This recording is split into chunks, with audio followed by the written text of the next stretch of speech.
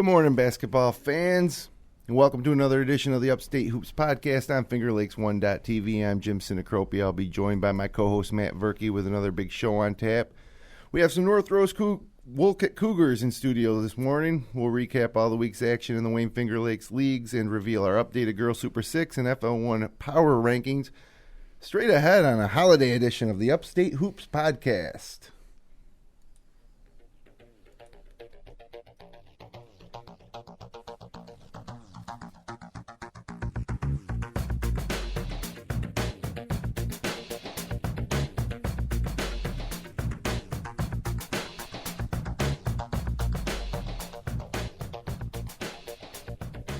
All right, big week in the Wayne Fingerlakes. Thursday night was crazy in Wayne County. Friday night was crazy in Fingerlakes East. How's it going to shake up the power rankings? Big week for the girls as well. I think it was just last night or the night before, Mid-Lakes beat Geneva. So, yeah, we got a lot to talk about. But, Verk, how you doing? Welcome back in studio. Hey, Jim. And we had a lot of controversy, a lot of talk this week about who's better, Wayne County, Finger Lakes, North Rose only beat Lions by this much, and Palmac beats Minders but loses to Newark. And so this is going to be an interesting show, I think, today, especially since we got a couple of the guys that we were debating about in studio here. We're lucky enough to have with us, first of all, head coach of the North Rose Wolcott Cougars, Brian Hoyt. Welcome in the studio, Brian. Thanks for coming. Thanks for having me. And then also, we have a couple of guys from the team. We got senior Garrett Hoyt and junior Tyler Norris. Hi, fellas. Thank you Thanks for having us. Thanks for coming in, getting up early on Sunday morning. Thank you. So, how long have you guys been playing together? Because that's the thing I keep hearing about this team, or that we keep, every time we do one of your games, they talk about the chemistry and you know, you basically have the same group as you had last year, minus Jake Stevenson. And how long have you guys played basketball together? Oh, we're definitely a close-knit group, and we've been playing together since 5th and 6th grade travel. I was a 4th grader when I started playing with these guys, and Jake Stevenson was a 6th grader, and then the senior class we have now was in 5th grade when we started playing, and we've played together ever since then. You know, I've kind of always played up and kept on pace with them, and we've had a lot of fun with it since we were young. So, yeah, Tyler's dad was the coach when we were in 5th and 6th grade, so we always had practice. We always went to Thursday night practice if there was a game on Thursday, we went to the boys varsity game, and so we all went to watch that together. So we were like, we want to be like them. So you've had to put up with them for several years then, not just the past couple? Yeah. We've been around, yeah. Coach, you were a player, pretty good player in your day, I hear, right? Verk was one that actually first told me that. 2,000-point scorer. Yep. First class Section 5 Hall of Fame. Oh, Section 5 Hall. That's right. First class. So you guys are both Section 5 Hall of Famers right here. Yep. We had same year. Yep. And I have kind of a funny story behind that is, you know, I got inducted 20 years after I was out of high school, and I told my brother, and my brother said, what, are they running out of people to choose from? And I was like, well, actually, I was in first class, and he's, oh, well, I guess it's something to be proud of then. No doubt. Yeah. So, yeah, coaching these guys has got to be a pleasure. Oh, it's great. You know, they're good kids. We just came out last week in the newspaper. Every one of our kids is on the honor roll. I mean, from number 1 to number 9, every one of them. Oh wow! And that doesn't happen very often. They're just they're a smart group. They're fun to coach. They work hard. You know, they've been at it like they said since 5th grade, and you know it shows now that you know the hard work pays off. So. Yep. And yeah, no, one thing I really take away from watching you guys play is that you know they just play the game. There's not a lot of other stuff going around that we see from some other teams. A lot this year. Yeah. You know, I haven't got to see them a whole lot, but you know, in the limited games I've seen, you know, they're very poised. They go about it the right way. You know, that you guys seem to do. You know, you approach the game in the right way, and you know that regardless of records and stuff like that, I think that's something to hang your hat on. Just the way you approach the game, the way you guys play. You don't complain to the officials a lot. Coach might a little bit, but that's what I tell them. I do that, right. and that's how it should be. But I do admire the approach, and you guys play hard and play together, and very unassuming team, and and I think that's key. Your chemistry seems good, and it seems like this is like. To me, it's like it kind of reminded me in high school. I took my lumps a little bit my sophomore and junior year, losing the sectional finals. And then senior year, we were able to put it together. And I kind of feel like, that's you guys this year looking for that, league, obviously go for that league championship and the sectional title. Yeah. So what, talking about that, last year you guys went to the Blue Cross Arena, made a nice run, had a really great game against Marcus Whitman at Waterloo in the semifinals. Then you get to the Blue Cross, come up short against Wellsville, and felt bad for Jake Stevenson because he was the only one that wasn't going to get to come back with you guys and try it again. But this year, what are your goals? Is it good enough just to get back to the Blue Cross? Does the league title matter? What do you guys talk about for the season as being your goals this year? Well, the number one goal for us is the sectional finals. I mean, it was a little bit of a heartbreaker last year, and ever since day one, we all knew that we just want to get back there and get the job done this time. And league title would be nice too. Sectional title is the ultimate goal, but right. We're gonna come out each night and play hard and keep trying to get better as moving forward towards these goals. Is there anything that you guys learned now? Haven't gone, or first of all, is there anything when you went to the Blue Cross Arena that maybe you didn't expect? You guys didn't play your best game that day. I think Connor Pendleton probably played really well that game, but I think all the rest of you guys probably felt like you could have had a better game. Is there any surprises playing in that arena, and is there anything that you took from that that's going to help you this year if you get back? I realized that, like, when you're out there warming up, you're like, oh, we're here, but when you get to the game, it's just another game. Like, you don't really focus on anything else. Like, now that we go in again, we realize it's just a game. Like, it's normal. Like, it's a lot of pressure, but it's just another game, really. Yeah, and I think that too many players look at it from outside the court. Big arena, big atmosphere, big crowd, but all that really matters is what's going on inside the court. What's going on with play calls and just what's going on with the play, what's happening inside the court. Sorry. No, you're good. Don't worry about what's outside that little glass ring. With that glass, you really can't hear a whole lot. It's just that's true. It's all confined to that area. So, league title, North Rose hasn't won it in a long time, Burke. I don't know if you have any idea. I don't. I mean, last Coach year, Hoyt might have an idea. No, we talked about it before. No, I really don't. So it's been a while then. Yeah, it's been a while. I've been here for 15 years, counting JVs also. So, I mean, it's been a while. I've always told these kids league titles are nice, but really the ultimate goal is the sectional title. And true. So. I would agree with that. Nobody really remembers who won the league, 20 years later. But you hang up sectional banners, and that's kind of what people really focus on, I would say. And obviously, winning the league is always nice. Well, you're playing against these, the same teams every year, and you get to know some of the players, so there's some bragging rights. I know last year in Wayne County, it was a knockdown, drag-out battle for the title, and Red Creek ends up winning for the first time in their school history. And so I'm just wondering if, from your guys' perspective, is that like step one? You want to get for personal pride, you want to be league champs? Would it bother you if you came in second this year? It would bother me for sure, because we've been saying since we were little, this is our year, and I think that every night we just need to prove that we're a good team, and just prove ourselves, and we don't want to lose the league. No. Yeah, we don't want to lose any league games. That's my goal. I think that there's some really good teams in our league, but I think if we play well, then I think we could win every game. That's the goal. Yeah, sure. Tough one coming up Wednesday against East Rochester on December 23rd, also undefeated, and we'll talk about that in a little bit.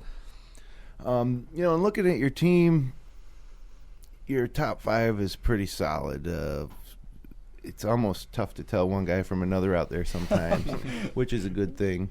Dustin Reed did well off the bench. I think Steve Geffert comes off the bench as well, but not very deep. And in Thursday in Lions, Garrett got in early foul trouble, and you could see how that changed things a little bit, and the Lions was able to dig into that lead. Also, you're the tallest kid on the team, Garrett. I mean, Jake manned the center last year.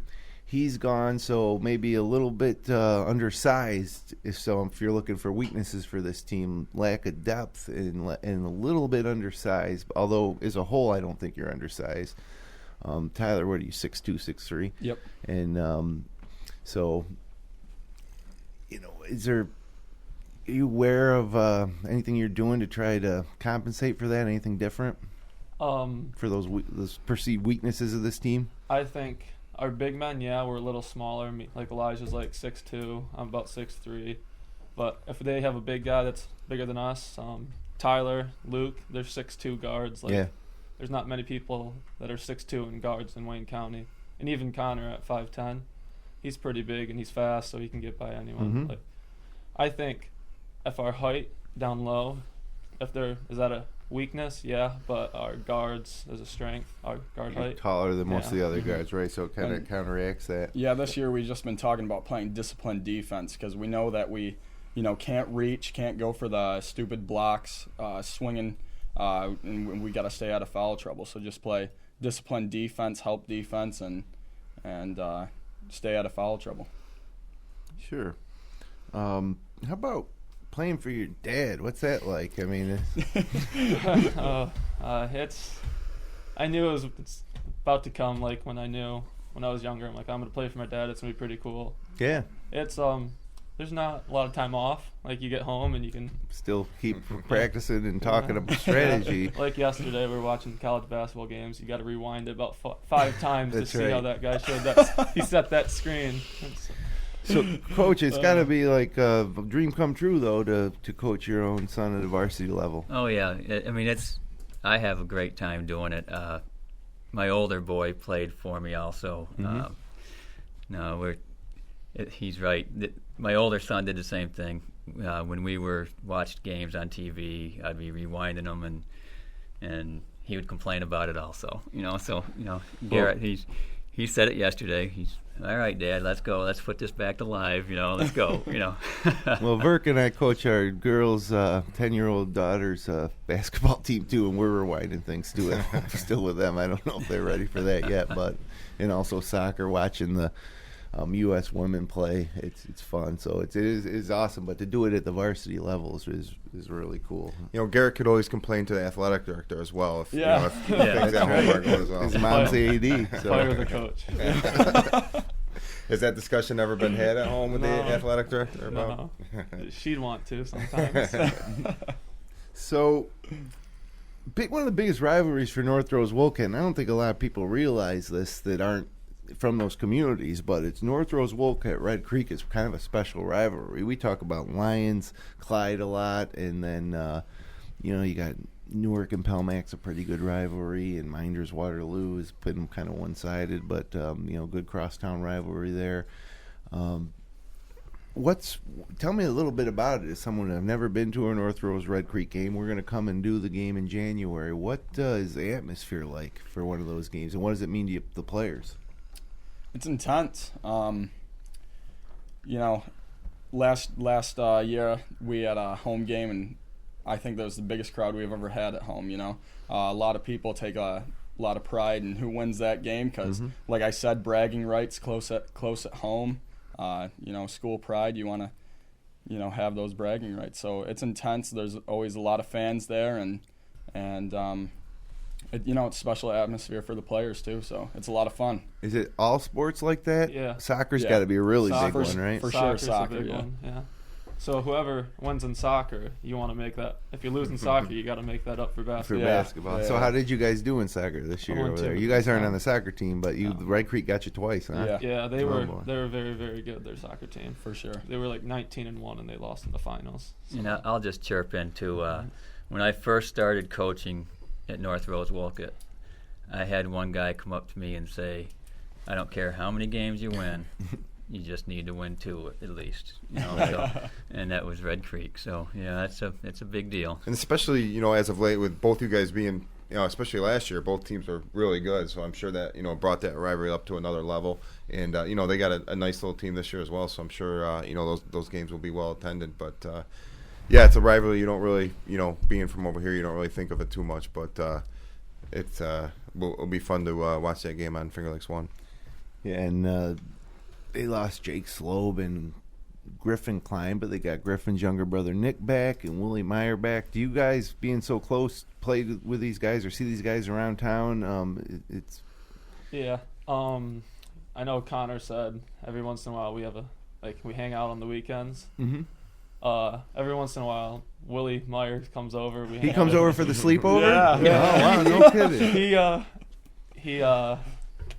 He's cool. I like Willie. He's nice. Yeah. But he's the rival. Yeah, when so. you get on the court, You he's can't not, like him too much. Yeah. we always mess with him. We always tell him just. Yeah, he made a half-court shot last week. Yeah, Did you see saw that? Yeah. It's awesome. Yeah. So yeah, we'll look forward to that game. And then now, speaking of some of the teams you play, I'd like to hear who the best players that you've, in your opinion, that you face, and not really just as a whole, but like Tyler, guys that you might be matched up with, or Garrett, guys you might be matched. Who are the toughest matchups individually for you guys that, off the top of your head, in Wayne County this year? Okay. Well, so far, guys that I've guarded, Enrique Mossman from Gananda, he's a good player, and He's been scoring 30 points a game. He's actually my AAU teammate, so we're familiar with each other, and he's improved a lot since the last season. So that was a tough matchup for me, and he's been playing well. And then Nick Klein was a tough matchup too. I guarded him when we played Red Creek at Red Creek, and he's just very almost sneaky, I would say. You know, he's very smooth with the ball, and makes plays when you're kind of a little bit more relaxed on defense. So. Yeah, I was Great impressed player. with him. I saw him against Lions, and he's another kid who does a great job of keeping his head. Really doesn't let much affect him. He can go off the dribble. He can do. I thought he got a ton better from last year, and does a lot of nice things. Yeah.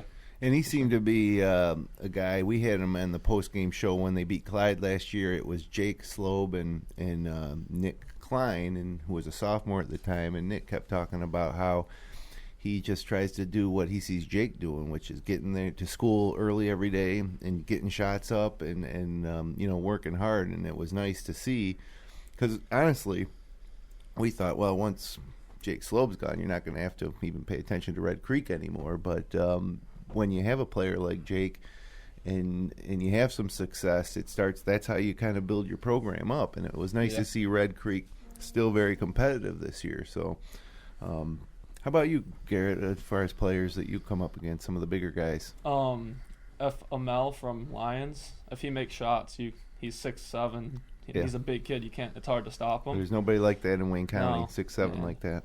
Willie Meyer, Willie, 6'6"-ish. Yeah, he's a good athlete, Yep. very good athlete. Like, you can see him in warm-ups. He's dunking with ease, not hard for him. Right.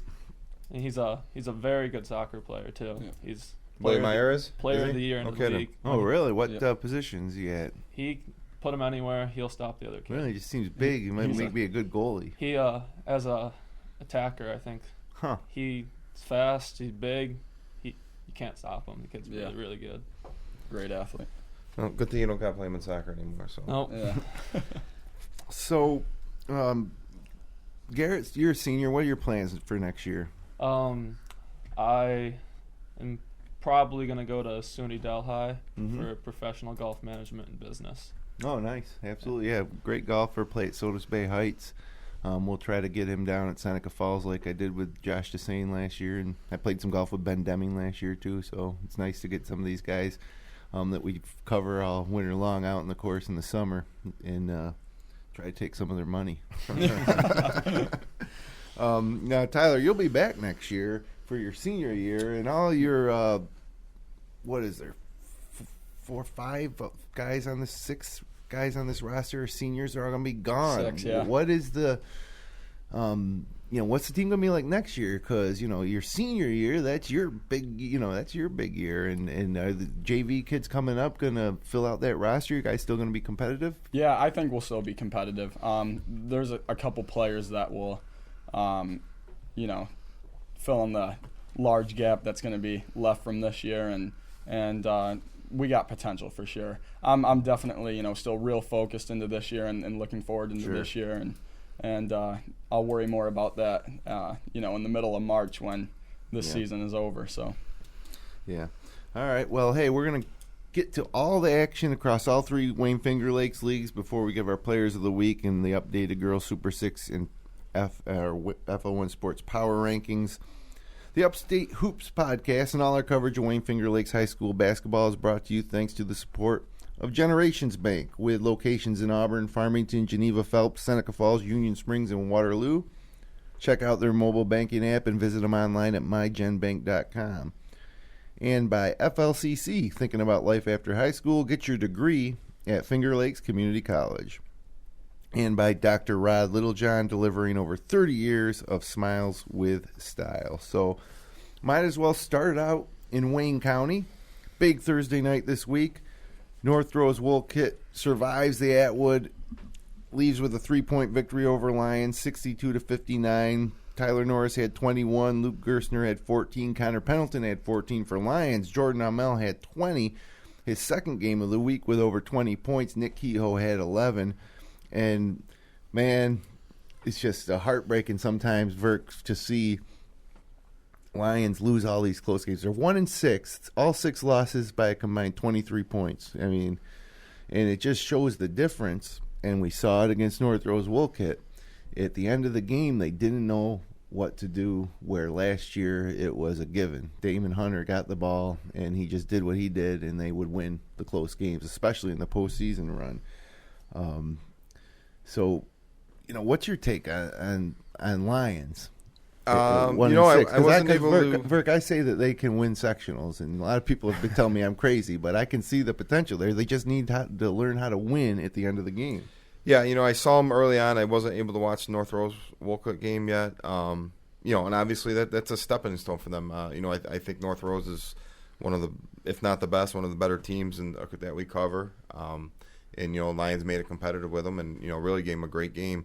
Obviously, getting some scoring from Amel helps. He's kind of been missing in action there early on, but if he's going to give them 15 to 20 points, Lions, 6-7, your class, C2.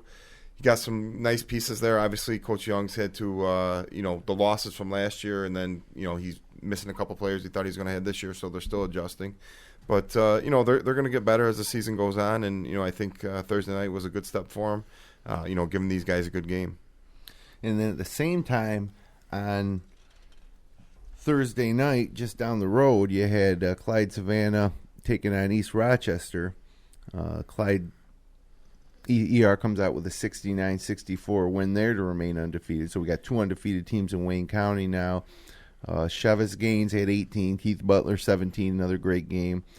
And for Clyde, it was Trey Canale with 17, Jared Faniel with 16. And so, yeah, it was a big Thursday night. Both teams in action in close games at the top of the Wayne County League. Big game for Clyde if they wanted to still contend for the league title. It looks, like they're going to be third, fourth place maybe, depending on how this second go-around goes. Real quick, some other games last week. East Rochester put up 100 on Marion, 100-38. I'm not too impressed with that number necessarily against Marion. Keith Butler had 22. North Rose beat Williamson 72-32, and Tyler had 19 in that one. Garrett had 16 points, 10 rebounds. Luke Gerstner 11 points, 5 assists. And then the big rivalry game, Clyde Savannah at Lions, never disappoints. Lions had a 15-point lead, couldn't close. And Clyde comes out with a 5-point win. Jared Faniel had 17 in that one. Derek Chance and Drew Carnivale had 14. And as I mentioned before, Mel had 22 in that one. Justice Smith had 16. Sodus beats Red Creek by 2. I believe it was overtime. Andrew Hines made a game-winning field goal at the buzzer. Maybe it was regulation. And then Sodus beat Marion 73-20. Guys, talk about going into the Atwood. You guys brought a ton of fans to that game, and it was just a pretty intense atmosphere, especially when it got in the fourth and Lions started hitting a few three-pointers and the place started shaking. What do you do to keep your composure in that type of atmosphere in a close game? I just think our experience helps in that situation because we've been in a lot of close games before, and Coach Hoyt said at halftime that, if it goes that way, then we just need to stay steady and keep our heads and just keep playing hard. So, that reminder helped out a lot. And, when they were coming back, we were all looking at each other like, we're fine. We've been in this position before, and we know we can close this one out. So you were particularly impressive late. I mean, you actually almost single-handedly, I would say, secured that win with 6 straight field goal points from the field in the fourth quarter. And again, like I say, that's what I think that Lions lacks. They close game late. You're having trouble getting shots in your offense, so the ball goes to Tyler, and he makes a couple of tough shots. One was a runner, one was a pull-up. Not going to talk about the free throws. Yeah, because you didn't make too many of those late. Man. No, but those are that's my only one of my concerns with you guys was that you're going to roll for the league and not necessarily be challenged. But those games, obviously you get the win. Probably a little bit tighter, the way it went than Coach Hoyt probably wanted. But, you come away with the win. Obviously, that's the main goal. But, situations like that, losing a lead, going down in the fourth quarter and, rallying the troops and, coming back to get that win, in the long run. Because, come sectional time, obviously, you're going to be in some hairy situations like that. And, I think that's a good team builder. And, obviously, it was a little surprising. I thought they would have handled them a little bit easier than that. But, Lions is always going to be a tough game. And, like I said, you guys showed great poise and were able to win that game. Yeah, absolutely. So let's pull up the Wayne County standings right now. And here we go. We've got essentially a two-way tie for first. East Rochester is a game up because they're 6-0 in the league. North Rose is 5-0. Clyde 3-2. Sodus, a little bit of a surprise at 3-2. Red Creek, Gananda, and Williamson with 2 wins each. And then you got poor Lions at 1-5 after a lot of tough losses. You're really feeling bad for Lions, aren't you? I am, because I can see, one reason I feel bad is that they lost. They just lost a lot of guys. A couple kids that were expected to be key contributors aren't able to play. Darren Carswell, a kid who was a sophomore on last year's Glens Falls team, transfers to Mid Lakes, and so the guys that are left, you kind of pull for them. And I personally think that Zach does a great job, and I think that they're better than most people are thinking. I just think a lot of people wrote them off because of all those losses, but I think they'll get better as the year goes on. But as far as the Wayne County standings go here, big game coming up on Wednesday. East Rochester at North Rose. You get to play them twice. Obviously, the winner of this game controls their own destiny as far as the league standings go. Also on Tuesday, you got Lions at Gananda, and on Wednesday, Red Creek at Marion, and Sodus at Clyde, and in a pretty big game there in the second tier. So what do you guys know about ER and how much you're looking forward to that game? Well, we know that ER plays a lot of guys. They have I think Coach was saying like a 10 to 15 guy rotation, and they're going to play quick and just try to speed us up. So we got to control the tempo and just play our game and keep steady and keep the turnovers down. They're not a very big team, so if we take care of the basketball like we're supposed to, hopefully we can get it inside to Garrett over here, so he can just do what he does and do work. So they're definitely going to try to make it a chaotic game and try to get us, doing things that we shouldn't be doing, Right. and they're going to try to turn the ball over and run on us. So we just got to, stay composed and take care of the basketball, I think, is the biggest thing about Wednesday is we just got to keep the turnovers down. I haven't seen East ER in person since last year's sectional final. They're a dangerous team. They beat Minders last year in sectionals, a 17-3 Minders team. Beat them in the semis, and they went on to lose in the finals, obviously. But I know Coach Hoyt, I'm sure they're quick, right, up front. Yes, the Butler kid is very quick. The Michaels kid can shoot the ball. He's a very good player. I mean, they have some good players, and I was thinking earlier when you were talking about us blowing through the league. I don't see that. I just Clyde's. Yeah, Clyde's no doubt. there, and I tell you what, you don't want to sleep on Sodas. Yeah. Sodas is, people don't know too much about Sodas, but this is their junior class. This is the year that they've been waiting for. Yeah. Okay. This year and next, and Sodas is going to be a very tough team. They have some good parts. So. Well, that's good to hear. We have Sodas at Waterloo on January 2nd. We're doing that game, so that'll be good to hear. And Sodas has been a little bit surprising because we didn't expect it. We didn't really know this junior class coming up. Well, and actually the first part of the year, I think they had a couple of kids hurt, so they lost some games that they might not have otherwise. So. All right. Well, hey, let's kick it over now to the West as we're moving right along here. In the West this week, the big story was that Naples lost because they hadn't lost in 27 regular season games. So they've been 27-1 over the last 2 years. The one loss coming to RCMCS in the sectional semifinals in Bloomfield last year, ending their season at 19-1. 22-game win streak in the Fingerlakes West. And it wasn't Dundee that beat them. It wasn't even Bloomfield or Marcus Whitman. It was Red Jacket. And they beat them pretty good, 62-49. For Naples, Andrew Fleischman had 22. For Red Jacket, Dan Brown had 20. Sean Sheets had 14. And that was the one for me, Verk, that was like when that score came in, it was a bit of a shock. Yeah, a little surprising, obviously. But, we kind of knew Naples, obviously, was down this year from where they were last year.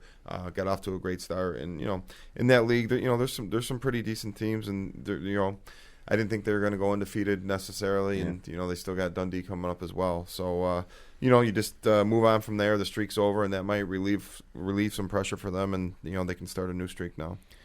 Yeah, and speaking of Dundee, well, first of all, Naples did bounce back, beating Honeoye 55-48. Zach Dormer had 18. Cole Loomis had 16 points and 7 rebounds for Honeoye in that one. But Dundee has been looking impressive under Les Miller. 7-0 now, I believe I got them at. We'll pull up those standings in a second. But this week they beat Romulus 77-43. They beat HAC 66-50, and then they played Virtus yesterday, which I had to do some searching. That's a charter school in Rochester on Lyle Ave, 66-44, so 3 wins for Dundee. Bobby Strait had 26 points in the first game against Romulus, 22 against HAC, 14 against Virtus. Jordan Conyers had 17 yesterday against Virtus as well, and so Dundee's rolling right along. And then Bloomfield got a big win over Marcus Whitman, and they also handled South Seneca last week. The Whitman win, a big one for Bloomfield. The West is pretty balanced. The top half is pretty balanced. Bloomfield 62-46 over Marcus Whitman. Jack Ferguson had 16. Dalton Phillips had 15.7 rebounds. Hayden Ward had 14 points, 10 rebounds in that one. Big man Brad Stone had 20 for Whitman. And then they come back, beat South Seneca 52-37. Hayden Ward had 17 points and 10 rebounds in that one. And so let me get these Fingerlakes West standings up so we can take a look. And there you got Dundee, 6-0, or actually no, 7-0. This doesn't include yesterday's win. Dundee was the only team in action yesterday in all the Wayne Finger Lakes. Naples Bloomfield tied for second. Red Jacket, after that big win's now in the mix. And, Marcus Whitman, a little bit surprised at 3-3. We thought they might be a little bit better, but they got a long season left to turn it around. Honeoye resurgent after an off couple of seasons the past 2 years. So really, when I look at the West, from Whitman and Honeoye down, I still think, all those teams – still in contention for the league, which is a little different. The West has been a 2-team league the past couple of years, so it's exciting to see such parity. And it's the same thing that's going on in the Fingerlakes East, and we talk about it a little bit, Verk. If it's that there's not many great teams, there's a lot of really good teams, but not many great teams this year, and so really everything's up for grabs in not only the West but the East. So, and some couple big games coming up this week. The biggest being Dundee at Naples on Tuesday night. And then you have Bloomfield at Red Jacket also on Tuesday, and HAC taking on Whitman. And then South Seneca at Romulus. We talk about rivalry games. Those two teams are at the bottom of the standings, but that's always a bloodbath. And they're especially they combined a few years ago, and then they've been separated here for a couple of years. But that's always a big rivalry. So let's kick it over now to the East, because boy, I've been looking forward to talk about this, because it was about as crazy a week in the Fingerlakes East as you can have. You had, I'll run right through the results first. On Tuesday, Minders faced Midlakes, and Palmac faced Newark. So in our power rankings, 4 of the top 5 teams right there on Tuesday night in the Fingerlakes East. And Minders ends up beating Midlakes 53-45. They were down after the first quarter. They missed a few free throws late to maybe make it a little closer than that score indicates. For Minders, Brett Anderson had 11. Ben Cafola had 10. For Midlakes, sophomore point guard Bryce Burry had 14. Trevor Milliman had 13. And then in a game that we did on Fingerlakes 1 was Newark beating Palmac at home 56-52. Despite 21 points from Damian Wright, 20 in the second half, and he's been coming off a little illness and a little injury that held him back early in the year and kind of broke out in the second half of that game in Newark. Hunter Vandeveld, 17 big points. And for Newark, I'll tell you, Jose Santel was incredible that game. 16.6 rebounds. Just very smooth, under control, great ball handler, can get to the rim, can finish, great in transition, and I really credit that Newark pulling out that win to Santel. And then, of course, big man Taylor Clements, who didn't start the game, didn't come in till second quarter, as I guess it was a motivational tool that Coach have really used to get the big man going. But huge win for Newark. Nice win for Minders. And that set up the action on Friday night, where Minders faced Palmac, number 1 and 2 in the power rankings, and Palmac coming off that loss to Newark. They get the win at home, 62-54 over Minders. Holden Knorr, 22 points. He got hot late to pull away. Brandon Hawkins, 50.6 rebounds. Damian Wright, 10 assists in that game for Minders. Jake Mean, 22 points. Jake Jones, 10 points. And then Midlakes trying to bounce back, faces a winless Geneva team, and Geneva just finally put it together. 84-63, the Panthers win. 20 points from Noah Barber, 17 points from Tyler Tyson, 12 points for Pleku Irvin, and then for Midlakes, Kenny DeVay had 14, and Burry and Justin Hoover had 13 apiece. And then Newark faces Waterloo, also on Friday night. Gets a 62-46 win. 4 3-pointers for Brian Sharp. Finished with 20. Big Ben Deming, 17 points, 8 rebounds. Dikembe Ayers, 17 points. And so, Verk, this was the crazy thing, is that all these teams in the East held serve at home. So now what do we do? And how are we going to figure out the old power rankings this week now when everybody just beat everybody? Yeah, and we've kind of talked about that I think the team that wins the East will probably have 2 or 3 losses. Minders losing out at Palmac. Palmac's a good team, and at home, Minders was right in that game right up to the end, and Palmac pulled out the win. Minders able to beat Newark at home, and then Newark beats Palmac obviously in Newark. Protect your home court, and that's going to be key, I think, in the East, is getting the big wins at home, which all 3 of them did. And also we were looking last week at Wayne was a little better than we might thought they were going to be, and Penn Yan, after a good start, had dropped a little bit. Well, Penn Yan's coming back strong this past week. They beat Wayne 57-49. Desmond Batten with 22 points, Dillon Stape with 10. And then and Wayne beat Geneva also this week 66-56 behind 20 points from Billy Thompson, including 9 of 9 from the free throw line. So let's take a look and see how things are looking now in the East as we head into Christmas. And look at this. You got 3 teams tied for first at 3-1, and then you got 3 more teams just 1 game back. And it's a free-for-all in the East. It's exciting. Yeah, I think obviously Midlakes, came in the week 2-0, and they had 2 losses, so they kind of dropped down a notch. But, I look for those top 3 teams to battle it out all year long. And we're going to talk about this at our power rankings, because this is a problem when we do these power rankings is you have different leagues, different teams not always playing each other. So we got all these 3-1 teams in the East. We got 2 undefeated teams in Wayne County and an undefeated Dundee team in the West. How do you put them together? Traditionally, we've always gone under the impression that the Fingerlakes East is the strongest league. Last year, I think you could have made an argument, though, that Wayne County was the strongest league, and it was really played out in sectional time when Wayne County sent 3 teams to the Blue Cross Arena. I think it was 3. It was North Rose Wolcott, ER made it there. Lions. And Lions, yeah. And then Lions goes all the way to Glens Falls. Fingerlakes East, 0 teams. Some of the teams in the East are in a higher classification, but for the most part, that's the debate that we have on our FL1 sports team when we do these power rankings and everybody puts their votes in. And so what do you think this year, Verk? Is the top teams in the East better than the top teams in Wayne County? Let me remind you that these guys are sitting right over here.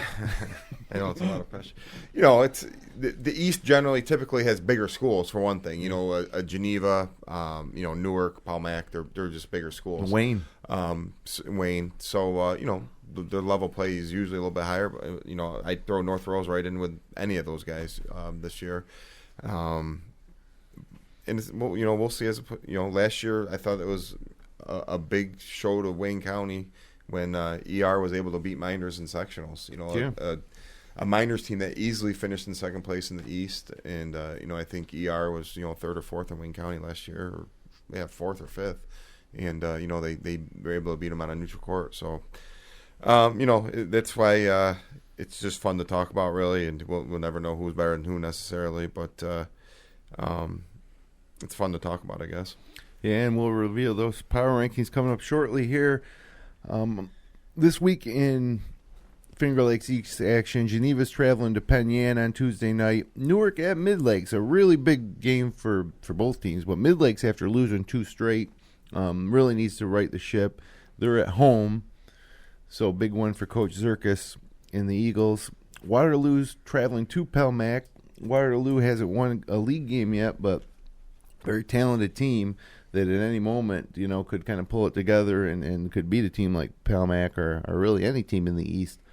And then Wayne will visit Minders on Tuesday night too, which will be a nice test for the Blue Devils. Wayne, I guess, goes 10 deep, and I guess the second 5's not much of a drop off from the first 5. Yeah, I don't know much about them. I know that they're young. I think you guys know some of those guys, right? They got some good young players. Yeah, we scrimmaged them, and they have I think 2 freshmen and 2 sophomores that play. So that's a good place to start right there, and they are better than I thought they're going to be this year. Obviously, I didn't know that these kids were going to be so good.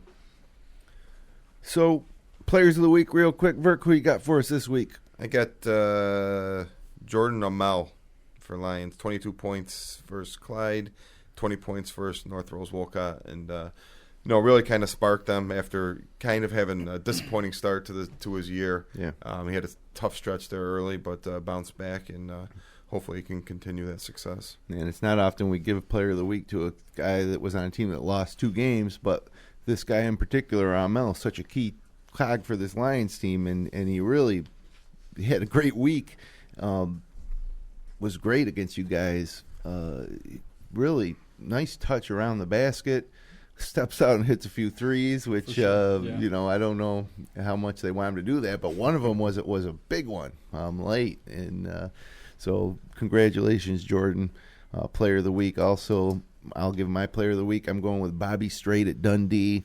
26 points versus Romulus, 22 versus HAC, 14 versus Virtus, and 13 3-pointers in 3 games. And last week, we gave another Dundee kid the player of the week. It was Jordan Conyers. So back-to-back Dundee players. You're showing favoritism towards Dundee. Towards Coach Miller? Yeah. Well, it just shows that I think that you know, they're a good team when you got back-to-back 2 different guys being player of the week. Sure. So, you know, see if Dundee can stay undefeated in the West coming up this week. But now, Burke, let's kick it over to the girls for a second. And with the Super 6 rankings, it was Wayne beats Geneva. They were number 1. They beat them by 19. And they play Minders in Ontario on Monday night. Huge game for the Minders Blue Devils. And the thing about Minders is we were high on them. Then we watched them lose pretty badly to Geneva. But since then they come back and they beat all the other big 3 in the East. They beat Newark 41-37. They beat Midlake 62-39. They beat Pelmac 54-44. Now they got Wayne, probably the top dog. And so it's going to be real interesting to see how they do in that game. Midlakes then gets a big win over Geneva. We were kind of starting to write off Midlakes and Sidney Jones. Apparently Geneva had a couple starters out, but still a huge win for the Lady Screaming Eagles. And Gananda is still undefeated in Wayne County. They beat ER, Clyde, North Rose Wolcott this week. They opened their season with a win against Midlakes, and then Romulus just keeps rolling. They got South Seneca on Monday at the Jack Guinan, which that's going to be a great game because, you know, South Seneca, we do top 6 for the girls. South Seneca would definitely be in the top 10. We'll see if they're in the top 6 going ahead here. Yes, you know, South Seneca's only losses to Aquinas, and that was only by 10 points. They're a good team, and actually Minders plays them Wednesday, so that'll be an interesting matchup. Oh, you know, right. I think Minders will handle them, but it'll be a good test for Minders. And, you know, I think looking at the girls, I think it's Wayne, and then everybody else is a little bit below them at this point. You know, we'll see how it goes tomorrow night for Coach Anderson and the girls team. You know, hopefully they bring their A game. It's a Minders team that beat Aquinas. You know, they're talented when they shoot the ball well from the outside. I think they can compete with anybody. You know, obviously having Heidi Miller is a big bonus inside-outside player. She's off to a great start. So it'll be an interesting week for the girls as well. Let's take a look at how the Super 6 shakes out this week. There you go, Wayne at number 1. Geneva stays at 2 despite that loss to Midlakes. Minders at 3, Gananda undefeated at 4. Midlake slides in at 5. There's some debate over South Seneca or Midlakes who should be in there. Romulus actually dropped a spot to 6, and again, it's these interleague games. We're never going to see Romulus play Minders or Midlakes. So we'll see South Seneca Minders, so that should. Yeah, that will be a good indicator. So there you have it. Now let's move it ahead to the boys' side of things. And, yeah, Burke, it's I don't think in the history of us doing these power rankings there's ever been a week where there was more controversy within the FL1 sports team. And I'm going to put them up here first, and let's just talk about it. I'll put them up here. There we go. We got Minders staying at 1 despite the loss. Pelmac staying at 2 despite losing to Newark. North Rose staying at 3 despite still being undefeated. Newark at 4. As we mentioned, they beat Pelmac, lost to Minders. Dundee undefeated, slides way up to 5. ER, I think, moved up from 8 or 9 to 6 this week. Midlakes, after 2 losses, drops from 4 to 7. Naples, after their 1 loss, drops from 6 to 8. Wayne holds steady at 9. I think they were 1-1. And Clyde also holds steady at 10. I think they were 10 last week, too. So the big thing is Minders, Pelmac, Newark all lose. North Rose Wolcott wins. They're 3. I'm going to say it right now. My poll had North Rose Wolcott 1. Of course it did. And I won't say what your poll was or what anybody else's poll was, but we really hashed it out over this.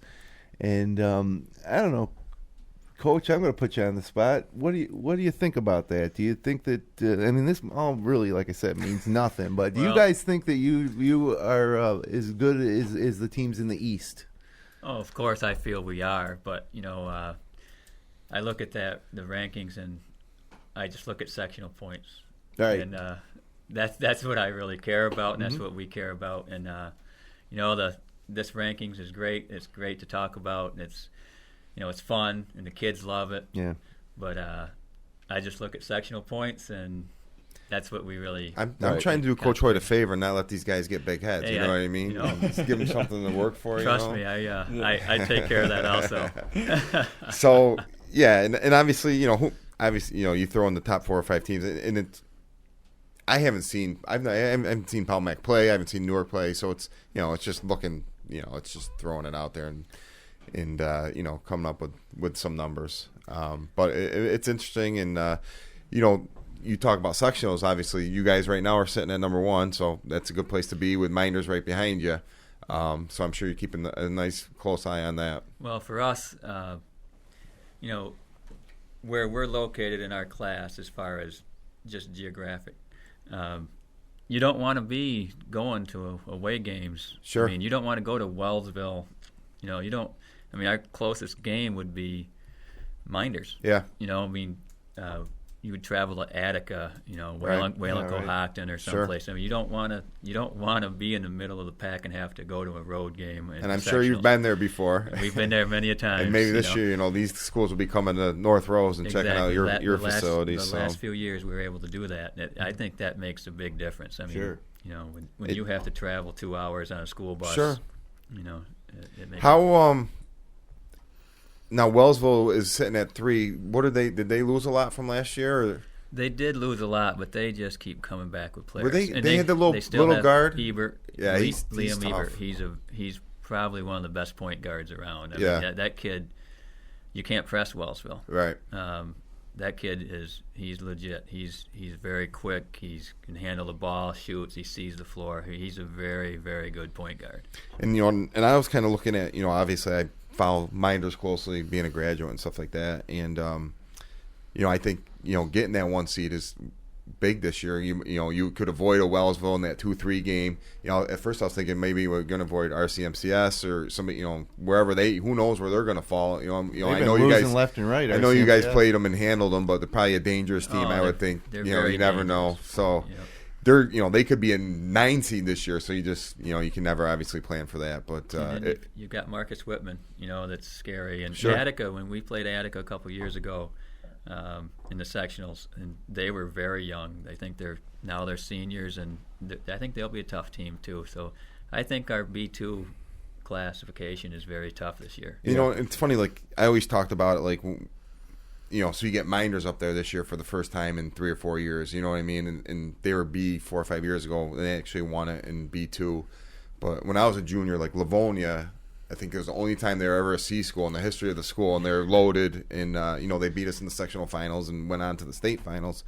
But, if they happen to be B that year, I think it's Minders going to the state finals and not them. It just, sometimes it's just funny how things fall. Especially now with these charter schools, you never know who you're going to run into. And, it makes it it's interesting. And, especially with the private schools. Like Minders lost to Bishop Kearney a couple years, 6-7 years ago, 2 years in a row in sectionals, which obviously is not very fair. Well, for 4 years straight, when I first started coaching, we played Bishop Kearney in the first round. Fun, yeah. And that's probably when Minders was playing them too. And we were good. We had some good teams that probably deserved a shot for a sectional title, which, we gave them a good game once, and then in the finals one year they just blew us out. But it's just funny how things shake out, and it could affect a team winning a sectional title. Yeah, and that's the frustrating thing is for a lot of these kids that get 1 or 2 years, your junior or senior year, to make that run, and so you run up against a team like Kearney, who clearly is not a C team or even a B team, but that's a debate for another day. We don't have enough time to talk about that, but it is exciting to see when we look at those power rankings, the potential of maybe North Rose playing Minders, because then we can decide it on the court. Right now it's just all, coffee shop talk. Sure. And, that I would love to see that happen. Which probably means they both made it far in sectionals, because I think they're going to be, top 2 or 3. It'll be either semi or finals. Yeah, and and throughout, the B2 or B1 is a lot of Fingerlakes East teams. You got Newark, Midlakes, Waterloo, Palmac. So they're going to see a lot of those teams are going to Geneva's A, I think, this year. A2 right? along with Wayne. Okay. And then C1, C2 C1's loaded, with a lot of Wayne County schools and Fingerlakes West schools. So. Yep, yeah, it's it'll be here before you know it. Christmas is already here, and it'll be 2016, and before you know it, we'll be looking at some sectional brackets, and that's always a lot of fun. But ton of basketball to be played between now and then, and just looking at the week ahead again, real quick. On Tuesday, Dundee at Naples, Newark at Mid-Lakes, Waterloo at Palmac, and Wayne at Minders. And then Wednesday's the big one in Wayne County, undefeated East Rochester at undefeated North Rose Wolcott.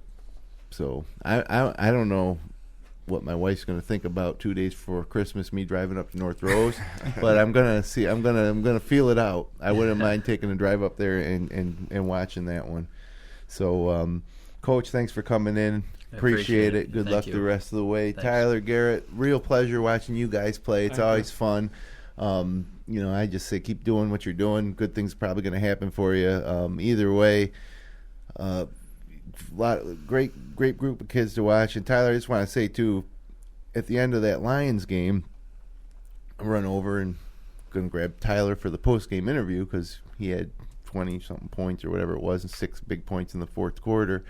And Tyler, you said, "Oh no," because you've done it before. You've been on there a couple times, as Garrett has, and said, "Pick another one of my guys." And I don't think there's many kids, around the leagues that would have been that conscientious of maybe their teammates. So that was something that was pretty impressive, Tyler, deferring to. And then we had Connor on, and he did a great job. For sure, yeah. But he did mention that Saturday nights they have sleepovers, and I busted him a little bit. I'm like, oh, it's a Cougar pajama party. So I don't know if you guys are catching any flack in the halls for that one. But they wish they could come. Yeah, that's right. We're just jealous. So yeah, congratulations the rest of the way. Thanks a lot for coming in, and look forward to seeing you guys back on the court on Wednesday night.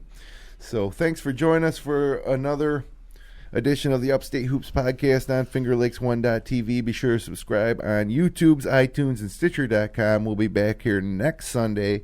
Check out the front page of FingerLakes1.com for our live webcast start time. Might have Dan Harris and some Palmac Red Raiders in next week for something I'm working on there. So that'll be fun. Again, check the front page of Finger Lakes 1 for the start time. And until then, for Coach Brian Hoyt, Garrett Hoyt, Tyler Norris, and Matt Verkey, I'm Jim Sinacropi. Have a great Christmas.